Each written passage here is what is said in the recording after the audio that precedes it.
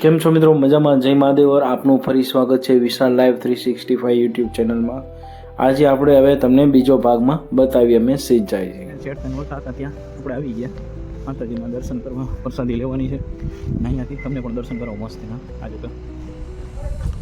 એટલે આપણે પહોંચી ગયા હતા રાજપરા ખોડિયાર માના દર્શન કરવા.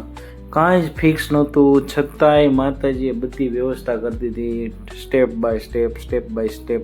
નગર 8:30 વાગે અહીંયા રિક્ષા કાંઈ જ મળતું નથી, છતાંય આપણા માટે બસ ઊભી હતી અને બહુ અત્યંત મજા આવી. આમ તમને દર્શન કરાવું, તમને એ મજા આવશે.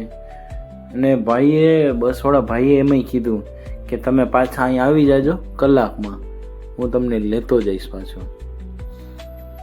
મિત્રો, એક વિચારવા જેવી વાત છે કે આ બસવાળા ખાલી આપણને જ એક બધું એમ ફિક્સ જ કરેલું હોય છે કે નિયમનું કરેલું જ હોય છે કે આ પ્રકારે આ થવાનું જ છે, ગમે એ કરી લ્યો.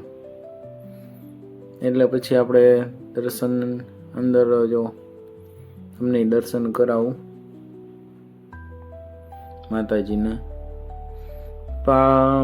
જે આપણે યારે થયું છે એ બહુ અલગ જ આમ કહી શકીને કે ભાઈ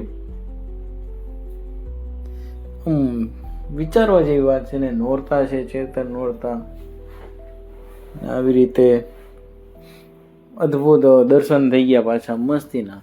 ને આપણે જે છેલ્લા હતા કે ભાઈ અહીંયાથી મંદિર વધાવવાના હતા અને જમવામાં આપણે છેલ્લા જ હતા, થાળી લેવામાં. કેમ આપણે કે ભાઈ માતાજી આપણને દર્શન દેવા માટે જ ઊભા હતા અને આપણે એમનો હુકમ હતો થવાનો હતો ને ત્યાં આપણે દર્શન કરી લીધા આવી રીતે.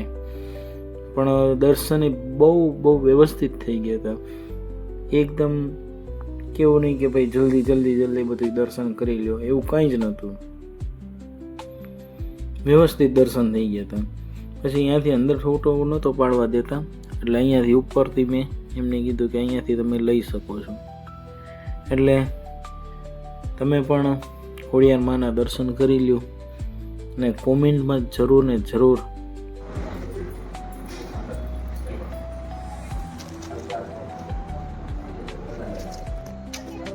મસ્તીના દર્શન થઈ ગયા જોરદાર.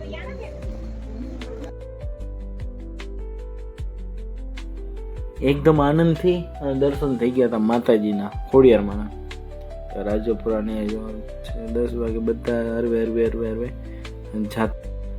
પછી આપણે વ્યવસ્થિત જમવા એટલે કે પ્રસાદી લેવા ગયા.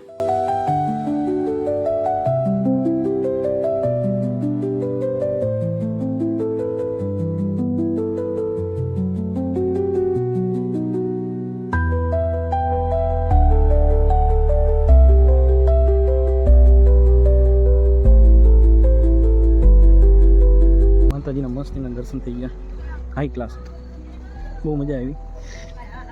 અને એ દર્શન કરો મસ્તીના. હવે પાછા કાંઈક વાહન મળે, અત્યારે તો કાંઈ છે નહીં વાહન જેવું, પણ માતાજી લઈ આવ્યા છે તો કાંઈક તો વાહન મોકલશે, એટલે મોકલે પછી આપણે જાય ભાવનગર. કામકાજ પણ આજે ટાઈમ નીકળી ગયો મસ્તીનું. માતાજીના દર્શન વ્યવસ્થિત થઈ ગયા. આ તો માતાજીની મહેરબાની હોય ને તો જ થાય, બાકી ગમે એટલું કરી લો. અને અહીંયા આવીને પાછા રહી હતા તો એનો હુકમ ન હોય તો એનો હુકમથી દર્શન કર્યા વ્યવસ્થિત.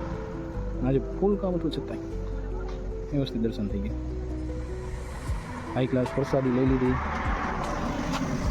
આપણે લઈ લીધી. દર્શન અત્યારે હું આથી ભાવનગરથી 9 વાગે બેઠો અને અડધી પોણી કલાકમાં પહોંચી ગયો, સોરી 8:30 વાગે છતાં અહીંયા પહોંચી ગયો. મસ્તીનું દર્શન. પણ આ હુકમ વગર નકામું છે. જો હુકમ ન થાય ને તો તમે મંદિરથી પાછા જઈ શકો. કેવું છે, જો આપણને કાંઈ જ નહોતું પણ મનતા આવી કે માનો હુકમ, પ્રસાદી, દર્શન. અને સામેથી આજે દીધી છે પ્રસાદી.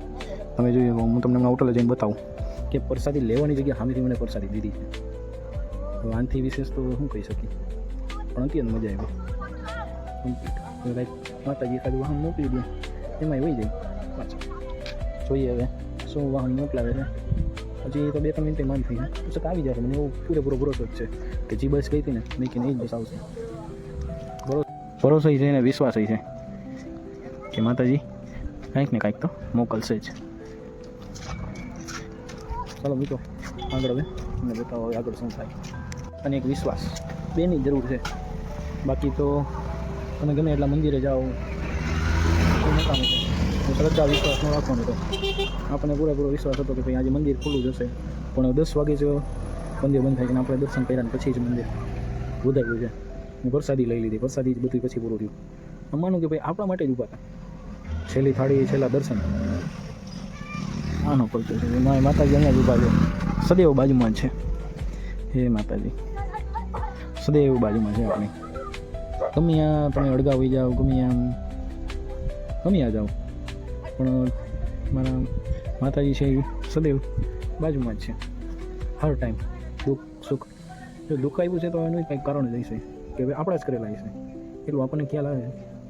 બાકી તો ધર્મ કરતા જાઓ, માતાજી આપણે હારે એના હારે છે.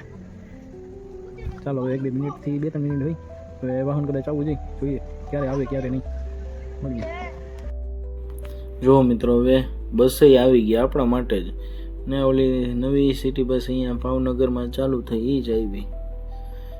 ચાલો મિત્રો આજના દર્શન તો ભાગ્ય ખુલી ગયા આપણા. ચાલો મિત્રો આ બ્લોગ અહીં પૂરો કરીએ છીએ. મળીશું ફરીથી નવા બ્લોગમાં નવી કહાની સાથે. જય મહાદેવ.